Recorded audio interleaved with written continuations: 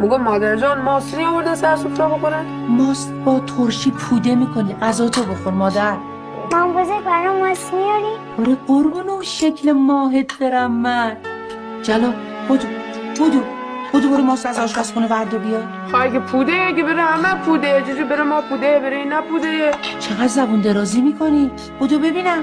پاشو. والدین فرزندان دختر را بیشتر از فرزندان پسر دوست دارن. طبق آخرین تحقیقات انجام شده پدر مادرها دخترها رو بیشتر از پسر دوست دارن. خب طبیعی هم است. همه دخترها رو بیشتر دوست دارن از پسرها. چون نگاه کن بچه پسر تا 4-5 سالگی بله خیلی شیرینه، قشنگه.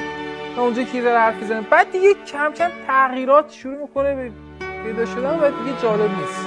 سیبیلای شیبیلی شروع میکنه در اومدن و بعد صدای شروع میکنه کلوف شدن و بعد کم کم بلوغ قیافه عوض میشه با مایتار بزن تو صورتش.